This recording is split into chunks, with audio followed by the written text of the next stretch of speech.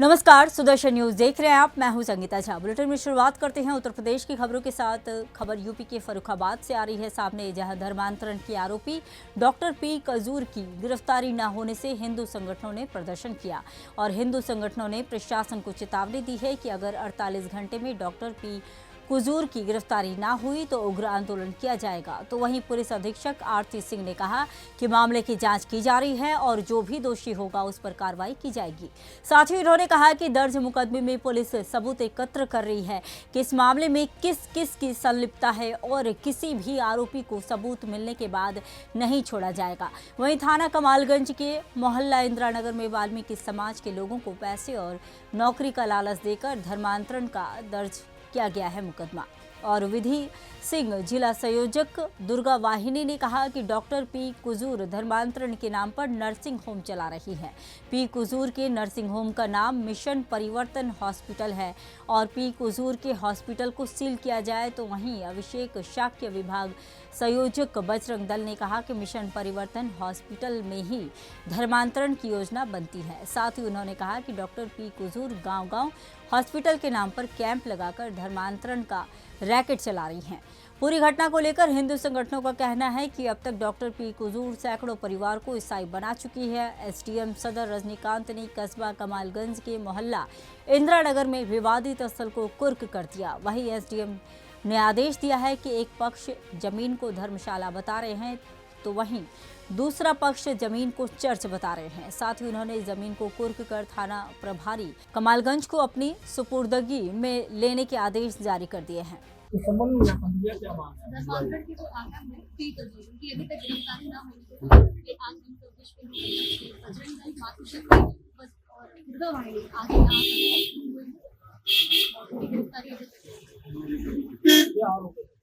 धर्मांतरण का अभी तक वो 2000 व्यक्तियों का यहाँ से लेके एटा अलीगंज और कायमगंज हर जगह फ्री कैंप लगाते हैं और वहाँ जाके धर्मांतरण करवाते हैं। के संबंध में ज्ञापन दिया, क्या मांग है? जो ईसाई मिशनरी के आका हैं, जिन्होंने बहुत लंबे स्तर से कन्वर्जन किया है 2000 लोगों, बड़ी बड़ी दूर एटा और लंबा इनका रैकेट चल रहा है। ना ही इनकी अभी तक गिरफ्तारी हुई, ना ही इनके ऊपर कोई कार्रवाई हुई, ना ही ये ढूंढे गए।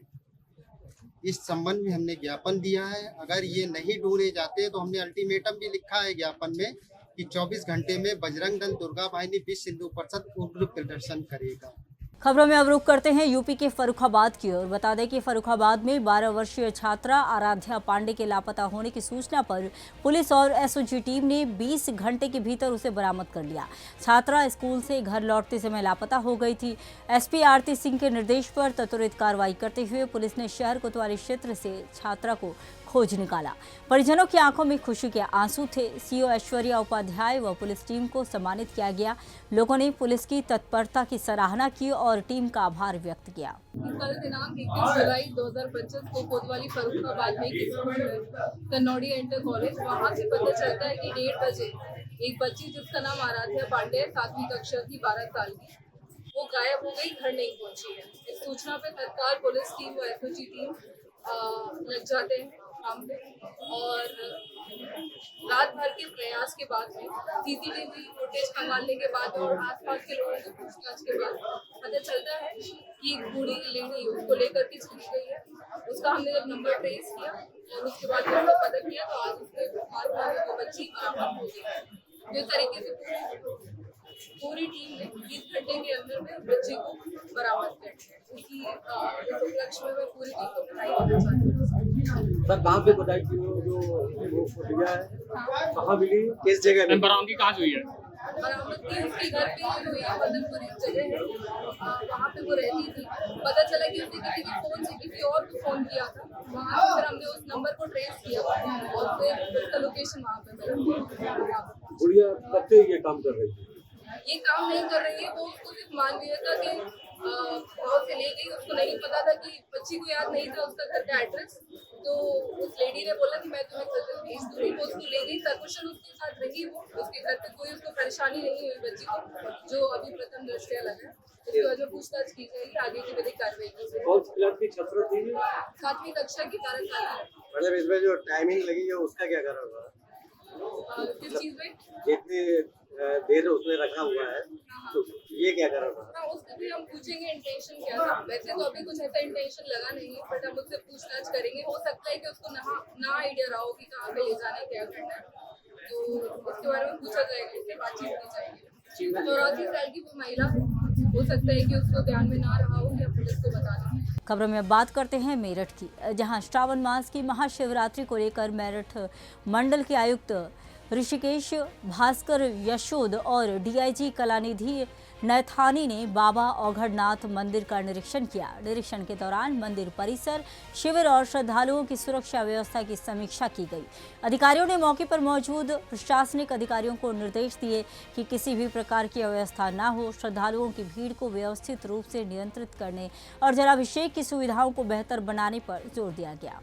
खबरों में अब बात करते हैं वाराणसी की। प्रधानमंत्री नरेंद्र मोदी के संभावित वाराणसी दौरे को लेकर सेवापुरी विधानसभा में तैयारियां जोरों पर है। जिलाधिकारी सत्येंद्र कुमार ने जनसभा स्थल और मुख्य मार्गों का निरीक्षण किया। ग्रामीणों ने बताया कि प्रधानमंत्री के कार्यक्रम से क्षेत्र में विकास को गति मिलेगी। कई कच्चे मार्गों को पक्की सड़क में बदलने का काम तेज कर दिया गया है। प्रशासनिक अमला लगातार निरीक्षण कर रहा है। स्थानीय नेताओं के साथ चर्चा कर सड़कों और जनसभा स्थल से जुड़ी सभी तैयारियां पूरी की जा रही हैं।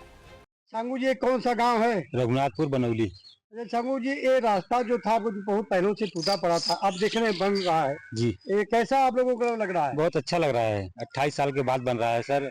मोदी जी हमारे गांव में आ रहे हैं। अच्छा, तो मोदी जी आपके बगल में कार्यक्रम होने जा रहा है जी जी। उसको लेकर देख रहे इधर से अगल बगल तमाम जो टूटी सड़कें सब बन रही हैं, तो कैसा आप लोगों को लग रहा है? बहुत कैसा अच्छा लग रहा है। क्या कहना चाहेंगे आप लोग? धन्यवाद देंगे क्या कहेंगे हमको उनको। इधर हम लोगों की इधर टूटी सड़कें बन रही हैं जी। खबरों में अब बात करते हैं फिरोजाबाद की। फिरोजाबाद के खैरगढ़ में पुलिस और एसओजी टीम ने लूट के वांछित आरोपी रोबिन उर्फ हुंडी को मुठभेड़ के दौरान गिरफ्तार किया। आरोपी के पैर में गोली लगने के बाद उसे जिला अस्पताल में भर्ती कराया गया। आरोपी के पास से तमंचा, कारतूस और लूटे गए 2650 रुपये बरामद हुए। इससे पहले एक अन्य आरोपी अवधेश उर्फ धासु को पहले ही गिरफ्तार किया जा चुका था। पुलिस का कहना है कि पूरे गैंग को पकड़ने के लिए लगातार दबिश दी जा रही है। देखिए, थाना खैरगढ़ क्षेत्र में दिनांक 3 जुलाई को एक कलेक्शन एजेंट के साथ लूट की वारदात हुई थी। इसी क्रम में उसमें से एक अभियुक्त अवधेश और धासु को पुलिस के द्वारा गिरफ्तार करके जेल भेजा जा चुका है तथा इसका एक अन्य अभियुक्त जिसका नाम रॉबिन उर्फ हुंडी था, जो कि रामगढ़ क्षेत्र का रहने वाला था, उसको पुलिस के द्वारा सूचना मिली थी कि वो सीजीएम तिराहा के आसपास छिपा हुआ है। इस सूचना पर पुलिस टीम के द्वारा वहां पहुंच के घेराबंदी करी गई। अभियुक्त के द्वारा पुलिस टीम को देख करके पुलिस टीम पर फायर किया गया। पुलिस टीम के द्वारा भी आत्मरक्षा जवाबी फायरिंग करी गई, जिसमें से एक गोली अभियुक्त के पैर में लगी है। अभियुक्त के पास से एक तमंचा, एक जिंदा कारतूस, एक खोखा कारतूस व लूट के 2650 रुपया बरामद हुआ है। घायल बदमाश को नजदीकी अस्पताल में इलाज के लिए भर्ती कराया गया है। अग्रिम विधिक कार्रवाई की जा रही है। अगली खबर यूपी के ललितपुर से है। ललितपुर में थाना सौजना पुलिस व आबकारी विभाग की संयुक्त कार्रवाई में 49 लीटर अवैध कच्ची शराब बरामद की गई और करीब 3000 लीटर लहन नष्ट किया गया। यह कार्रवाई ग्राम जमुनझीर और सड़कौरा में की गई। 3 महिला आरोपियों को गिरफ्तार कर लिया गया है और वैधानिक कार्रवाई की जा रही है। गिरफ्तार महिलाओं में पानबाई, पूजा कंजर और मल्लीबाई शामिल हैं। इस कार्रवाई के पीछे क्षेत्राधिकारी महारानी आशीष मिश्रा का निर्देशन रहा। पुलिस ने अवैध शराब के गढ़ों को चिन्हित कर आगे भी सख्त कार्रवाई की चेतावनी दी है। जनपद ललितपुर में पुलिस अधीक्षक ललितपुर महोदय के निर्देशों के क्रम में अवैध शराब के अभियान के तहत आज एक व्यापक कार्रवाई की गई है। इसमें सौजना थाना क्षेत्र अंतर्गत ग्राम जमुनझिर और ग्राम सरकौड़ा में आबकारी टीम के निरीक्षकों और उनकी टीम के साथ थाना सौजना की पुलिस टीम को साथ में लेकर दबिश की कार्रवाई की गई। इसमें विभिन्न स्थानों पर दबिशें देकर 3 अलग अलग महिलाओं को गिरफ्तार किया गया है, जिनके कब्जे से कुल लगभग 50 लीटर अवैध देसी शराब बरामद हुई है और वहां पर पाया गया लगभग 3000 लीटर लहन नष्ट किया गया है। इस मामले में गिरफ्तार तीनों महिलाओं को हिरासत में लेकर उनके विरुद्ध थाना सौजना में अभियोग पंजीकृत कराकर अग्रिम विधिक कार्यवाही की जा रही है। खबरों में अब बात करते हैं यूपी के आजमगढ़ की, जहां अशोक ने अपनी दिव्यांग पत्नी को पीठ पर लेकर डीएम कार्यालय पहुंचा और डीएम कार्यालय पहुंचकर रास्ता दिलाने की गुहार लगाई।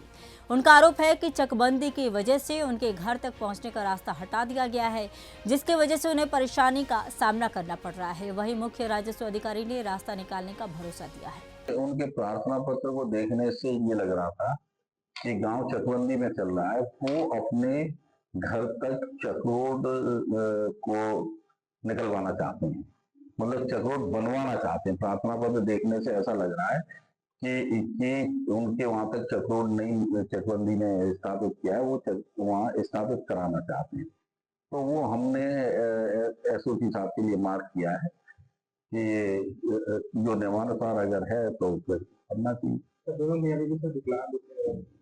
तो उनकी जो समस्या थी उस पर विचार किया गया। अगली खबर यूपी के ललितपुर से है, जहां स्मार्ट मीटरों से ज्यादा बिल आने पर उपभोक्ता नाराज हैं। लोगों का आरोप है कि नियमों को दरकिनार कर मनमानी तरीके से मीटर लगाए जा रहे हैं।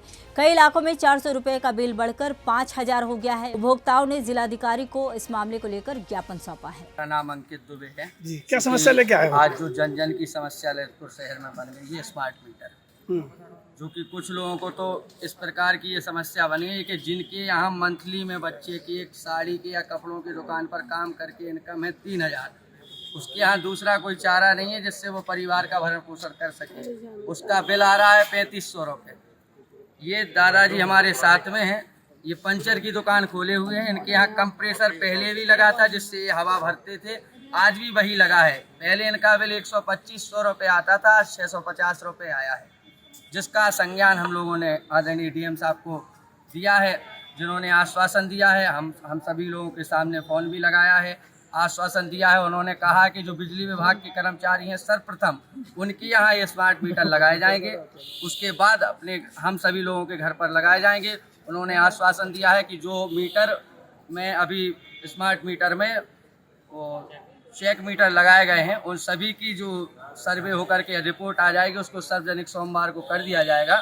सोमवार के बाद पुनः उन्होंने कहा है कि आप लोग आकर के मिलिए, और इस प्रकार का आश्वासन आज हमें उनसे मिला। अभी कुछ गतमा पूर्व से स्मार्ट मीटर हमारे यहाँ लगने शुरू हुए और उसमें कुछ लोगों ने आके आज ज्ञापन दिया कि स्मार्ट मीटर लगने के बाद उनको आशंका है कि उसमें बिल ज़्यादा आ रहा है।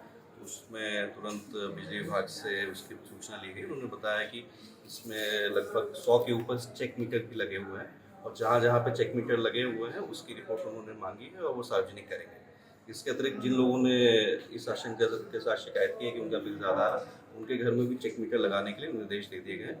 एक और निर्देश इसके साथ दिए गए हैं, क्योंकि जब ये स्मार्ट मीटर का कार्य शुरू हुआ था सरकारी कार्यालय और सरकारी आवासों में पहले लगाए गए थे, तो इस बार बिजली विभाग को निर्देश दिया गया है कि पहले बिजली विभाग के कर्मचारियों के आवासों में स्मार्ट मीटर का अधिष्ठापन करा, उसके बाद फिर आम पब्लिक। और आज हम लोग यहाँ जिलाधिकारी महोदय को स्मार्ट मीटर के संबंध में ज्ञापन देने आए थे। जो स्मार्ट मीटर हमारे जनपद ललितपुर में लगाए जा रहे हैं वो ब्लैक लिस्टेड कंपनी द्वारा लगाए जा रहे हैं। जो कंपनी अन्य प्रदेश में ब्लैक लिस्टेड है उससे हमारे यहाँ स्मार्ट मीटर लगाए जा रहे हैं, और इन स्मार्ट मीटरों की कोई जांच नहीं की गई।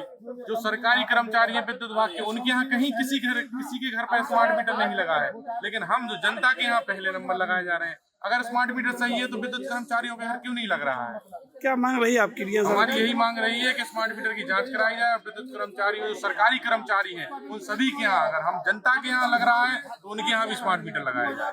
यूपी के महावन तहसील के स्टेनो पिंकेश पर पप्पू यादव से धारा 98 की फाइल पास कराने के लिए 60,000 रुपये की रिश्वत लेने का आरोप लगा है।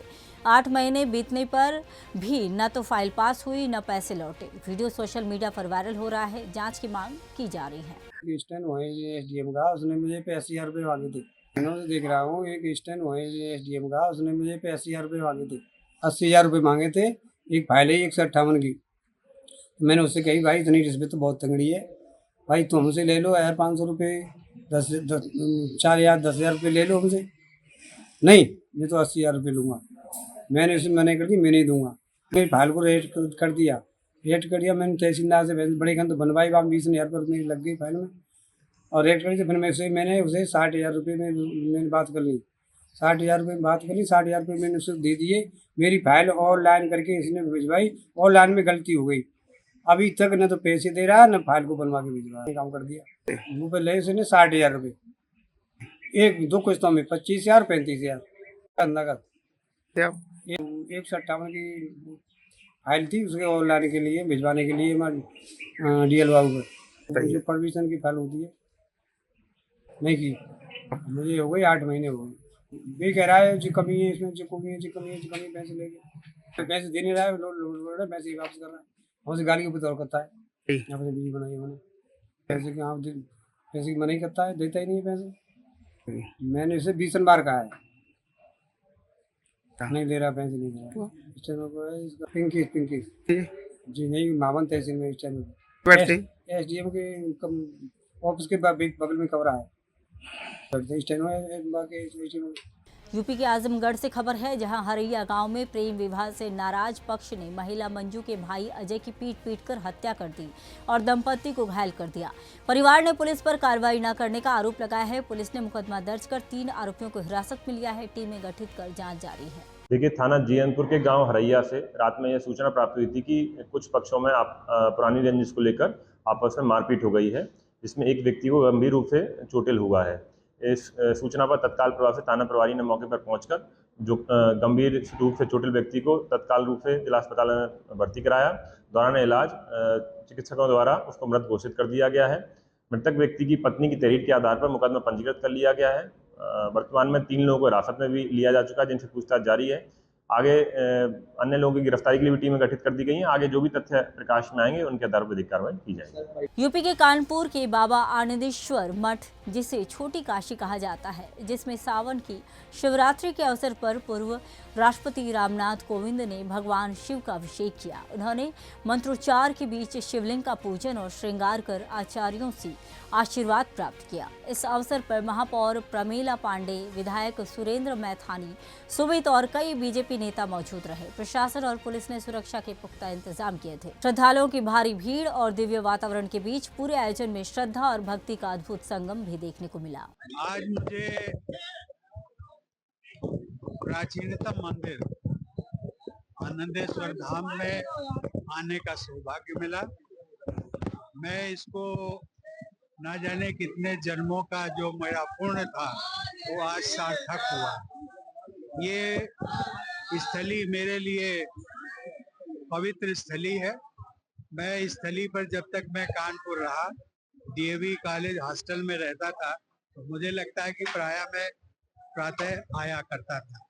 वो दिन भी मैंने देखे हैं जब गंगा नदी स्वयं प्रभु आनंदेश्वर धाम के चरणों में वो अपना मस्तक नवा करके जाती थी।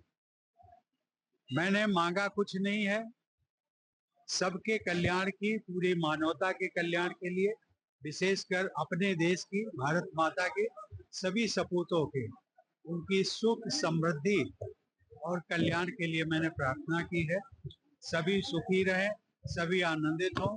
जैसा कि इस धाम का नाम है, वास्तव में यहाँ पर आकर के एक आनंद की अपार अनुभूति होती है, जिसको मैंने आज अनुभव किया। मध्य प्रदेश के गंज बासोदा में अवैध संबंधों के शक में एक व्यक्ति ने 31 वर्षीय महिला और उसकी 3 वर्षीय बेटी की गला घोंटकर हत्या कर दी। घटना के बाद पुलिस मौके पर पहुंची और मौके से संदिग्ध को हिरासत में ले लिया गया और पुलिस ने बताया कि पोस्टमार्टम रिपोर्ट के बाद पूरी सच्चाई सामने आएगी। फिलहाल पुलिस के मामले में आगे की कार्रवाई जारी है। थाना बासोदा क्षेत्र अंतर्गत एक 31 वर्षीय महिला और उसकी 3 वर्षीय बच्ची की मृत्यु का एक प्रकरण सामने आया है और इसको प्रथम दस्ता मर्डर है और इसमें एक संदेही उसको पुलिस शामिल कर पूछताछ कर रही है। साथ ही में हमारी FSL टीम पहुंच गई है, वो भी और अन्य भी जो हमारे साक्ष्य संकलन करते हैं सभी अधिकारी घटनास्थल पर उपस्थित है। वरिष्ठ अधिकारियों द्वारा घटनास्थल पर पहुंच किया जा रहा है, उनकी कार्रवाई कराई जाएगी और उसके बाद कर्नाटक के बेलगावी में घर घर को पुलिस अभियान की औपचारिक शुरुआत गृह मंत्री डॉक्टर जी परमेश्वर ने की। कार्यक्रम में DG IGP doctor MA Salim और बेंगलुरु पुलिस कमिश्नर सीमांत कुमार सिंह भी मौजूद रहे। इस पहल का उद्देश्य पुलिस और आम जनता के बीच विश्वास बढ़ाना, शिकायतों का समाधान और सुरक्षा जागरूकता फैलाना है। बेलगावी जिले में पुलिस थानों को बीट और सब बीट में बांटा गया। प्रत्येक सब बीट में 40 से 50 घर शामिल हैं। अभियान को पूरे राज्य में लागू किया जाएगा। पुलिस आयुक्त भूषण और एसपी हिमा शंकर ने बेलगावी में अभियान शुरू कर दिया है। अब बात करते हैं बिहार की। बिहार के मुंगेर स्थित पीएमआई लेप्रोसी अस्पताल की प्रभारी प्राचार्य विनीता मोहंती पर छात्रों से प्रैक्टिकल में पास कराने के नाम पर 12,000 रिश्वत मांगने का आरोप लगा है। छात्रों का आरोप है कि पैसे न देने पर फेल कर दिया गया और बिहारी शब्द से गाली दी गई। उनके पति द्वारा धमकाने की बात भी कही गई। इसी को लेकर छात्र छात्राओं ने अस्पताल, सिविल सर्जन कार्यालय और डीएम कार्यालय का घेराव किया। शिकायत लिखित रूप से डीएम को दी गई है। छात्रों ने कहा कि डीडीओ डॉक्टर सुशील कुमार कभी अस्पताल नहीं आते और सिर्फ कमीशन में रुचि रखते हैं। एग्जाम पास कराने के लिए हम लोग को प्रैक्टिकल में पैसा का डिमांड किया गया था। 12,000 रुपया का डिमांड किया गया था हमारे ट्विटर जो है वनिता मोहंती उनके द्वारा। और हम लोग जब पैसा नहीं दिए, क्योंकि हम लोग थ्योरी अपना अच्छे से एग्जाम दिए तो हम लोग कॉन्फिडेंस था कि हम लोग थ्योरी में पास कर जाएंगे। और क्लिनिकल ड्यूटी हम लोग यहाँ पे पूरे हमेशा मतलब रेगुलर क्लिनिकल ड्यूटी किए हुए हैं, तो हम लोग को ये उम्मीद था कि हम लोग पास कर जाएंगे। बट एक नंबर से हम लोग को फेल किया गया। हमारे फ्यूचर के साथ खेला गया है। और हम लोग 21-23 बैच के हैं, अभी तक हम लोग का एग्जाम नहीं हुआ था। जब एग्जाम हुआ, हम लोग का रिजल्ट आया, हम लोग का रिजल्ट के लिए यहाँ पे आए तो हम लोग को एक नंबर से फेल किया गया था। हम लोग प्रिंसिपल सर से बात करने का कोशिश किया, प्रिंसिपल सर आए, जूनियर लोग से मिले, बट हम लोग से नहीं मिले, बिना मिले चले गए। हम लोग इतने दूर से आए, यहाँ आकर के बैठे हुए हैं, उन लोगों को कोई फर्क नहीं पड़ा, कोई मतलब नहीं। प्रिंसिपल जो है उनके हस्बैंड आते हैं, उनके द्वारा हम लोग को धमकी दिया जाता है कि तुम लोग को अरेस्ट करवा देंगे, FIR करवा देंगे, चुपचाप यहाँ से निकलते बनो। जो प्राचार्य है वो मिलना नहीं चाहती है, जो ट्यूटर है वो हम लोग से बात नहीं कर रही है। और बार बार हम लोग को शुरू से ही जातिवाद को लेकर के भी हम लोग को बहुत टॉर्चर किया गया है। हर टाइम हमेशा हम लोग यहाँ पे शोषण किया गया हम लोग का। और बार बार यही करते करते लास्टली ये हुआ कि हम लोग को फेल कर दिया गया, हमारे करियर के साथ खेला गया। नहीं, इसके पहले भी हम लोग जब प्रेजेंट थे और हमारे जूनियर भी हैं, तो उनके अनुसार बिहारी हैं हम लोग तो बेवकूफ़ है। बस हम लोग से उनको मतलब इतना ही रहता है, रुपया कमाए नहीं। अगर कोई मार्क्स देता है, मतलब रुपया नहीं दिया तो उसको मार्क्स ना देने का धमकी दिया जाता है। बोला जाता है कि आप लोग का गर्दन मेरे हाथ में है। इसका गवाह हमारे सब जूनियर्स भी हैं कि दबोच देंगे, वो तो मेरे हाथ में ही है। हम लोग को एक नंबर ये वनिता मोहंती ट्यूटर बोलती है। और जो हमारे डीडीओ हैं डॉक्टर सुशील कुमार झा, वो कभी आते नहीं है। और जब आएंगे तो कब आते हैं? साल में कितने दिन? साल में जब 15 अगस्त होगा, 26 जनवरी हुआ आएंगे, या कभी भी मतलब ओथ हुआ बच्चों का उस दिन आएंगे। बाकी उनको मतलब नहीं रहता है, क्योंकि मेस का चोरी करके पास होता है। मेस का चार्ज भी इतना ज्यादा था हम लोग का भी। एग्जाम क्लियर कर ले 3,000, 3200, 3400, अभी 3400 है जूनियर का। कमीशन पहुंच जाता है डीडीओ साहब को, वो उनको कुछ मतलब ही नहीं रहता है।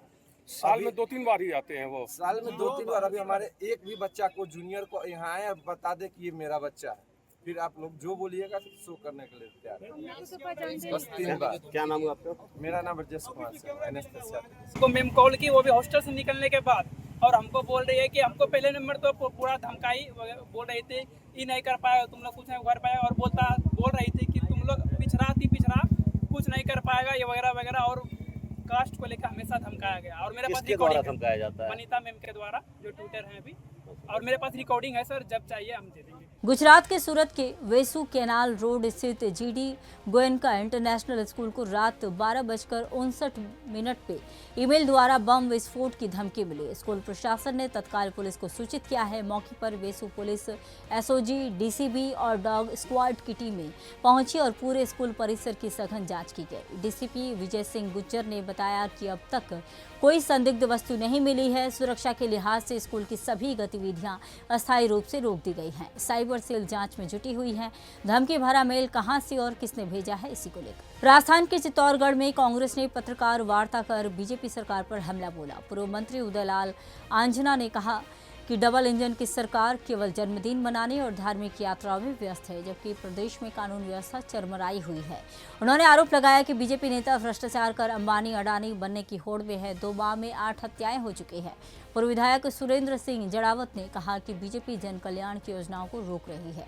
कांग्रेस नेताओं ने बजरी माफिया और प्रशासनिक लापरवाही पर भी नाराजगी जताते हुए जिला कलेक्टर को राज्यपाल के नाम ज्ञापन सौंपा। निसंदेह राज्यपाल महोदय के नाम हम ज्ञापन देंगे, जिससे निसंदेह सरकार को थोड़ा ध्यान रखना चाहिए। सरकार में हमारे जो प्रदेश अध्यक्ष ने नाम दिया, ये पर्ची वाली सरकार तो वाकई में पर्ची के अनुसार ही चल रही है। इस जनता पार्टी के राज में तो जो पर्ची से बन जाए वो अपने पर्ची के अनुसार काम करता रहे तो ठीक है। जैसे धनखड़ साहब ने स्वास्थ्य कारणों से इस्तीफा दिया और घर पे गए, वैसे इस्तीफा देके घर पे जाओ, अपना अपना काम करो। बाकी किसी की लोकतंत्र की इसमें कोई सुनवाई नहीं करती है। जैसे इसीलिए आज आपको तकलीफ दी गई, कोई जनता को कोई सौगात देने के लिए वहां नहीं आती। वो एक विधायक का जन्मदिन लिया तो पर्ची वाली सरकार का काम ही है, जन्मदिन मनाओ, मंदिरों में दर्शन करो, सुबह उठ के हेलीकॉप्टर से निकल जाओ और वापस आ जाओ। ऊपर से जो आदेश आ रहे तो करने वाला तो अधिकारी है। इसे जन्मदिन मनाने आ रहे हैं, कोई निम्बाड़ा की जनता में कोई उत्साह उमंग बिल्कुल ही नहीं है। हालांकि मुख्यमंत्री महोदय को धन्यवाद भी देना चाहता हूँ। चित्तौड़ के अंदर कभी कोई मुख्यमंत्री नहीं आया और किसी ने जनता को खलियान रखने वाला अगर कोई रिपोर्ट है उनका, इन्होंने क्योंकि विधायक मांगते रहे लेकिन ये कुछ देकर के अभी तक तो अब ये कल आ रहे हैं।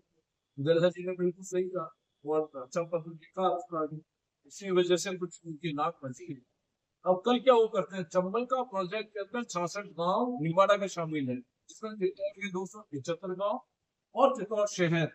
एक 897 करोड़ रुपए की योजना मुख्य अभियंता उदयपुर लेकर के भीतर बैठे हुए हैं, लेकिन अभी 1.5 साल के अंदर वो स्वीकृति के बाद करके रुकी नहीं। तो अशोक गहलोत साहब चित्तौड़ की बहुत बड़ी जिला चिकित्सालय बस्ती का आप हाल देखिए कि आप बस्ती लड़े ठेकेदार इंतजार कर रहा है, काम चालू को बंद पड़ा हुआ है। 7 से बीजेपी सड़क वो पीडब्ल्यूडी के अंदर अभी दफन है, पूरी तरह से संभाल रहा है। अगली खबर यूपी के ललितपुर से है, जहां पेयजल व्यवस्था को लेकर खबर सामने आ रही है। बता दें कि इन दोनों जनपदों की पेयजल व्यवस्था पूरी तरह ध्वस्त है। बताया जा रहा है नालों में गंदा और दूषित पानी पीने को आ रहा है, जो पीना तो दूर साधारण उपयोग में भी लाना मुश्किल हो रहा है। ऐसे पानी की आपूर्ति को लेकर आज एक दिवसीय भ्रमण पर जनपद आए जनपद के प्रभारी मंत्री दानिश आज़ाद अंसारी के समक्ष लोगों ने जल आपूर्ति में आते पेयजल दिखाया, जिस पर मंत्री ने असंतोष व्यक्त करते हुए कहा कि हमारी सरकार की पहली प्राथमिकता है कि लोगों को स्वच्छ और साफ पानी पीने को मिले। उन्होंने जिलाधिकारी से 2 दिन में व्यवस्थाएं ठीक कर स्वच्छ जल की आपूर्ति के निर्देश दिए हैं। बता दें कि जनपद में प्राइवेट जल आपूर्ति वालों से महंगे कंटेनर लेकर लोग पेयजल की व्यवस्था कर रहे हैं और जल संस्थान की जल आपूर्ति व्यवस्था पूरी तरह ध्वस्त है। महोदय भी यहाँ पे है, किस बांध का है आप ये बताओ? गोविंद सागर बांध का है। मैं आपके सामने जिलाधिकारी जी को दे रहा हूँ और 24 घंटे के अंदर हम उनसे कह रहे हैं कि इसकी रिपोर्ट हमें बताएं। गंदा पानी, साफ पानी ये हमारे समाज के, हमारी जनता का अधिकार है और हम साफ पेयजल की व्यवस्थाओं के लिए प्रतिबद्ध हैं और उसके लिए जो भी आवश्यक कार्रवाई होगी। लोग बाजार से पानी खरीदने को मजबूर है। गंदा पानी आने का एक और रीजन होता है, जब बरसात होती है लोगों के नल खुले रहते हैं, आपने और जब वाटर लॉगिंग हो जाती है तो नलों में पानी नाली का पहुंच जाता है, तब भी गंदा पानी आ जाता है। यहाँ पे क्या शहर में लोगों ने बाहर टोपी भी लगा के रखी है, जब जल भरा होता है तो वो पाइप डूब जाता है पानी में और वो नलों में पानी, पाइपलाइन में पानी चला जाता है।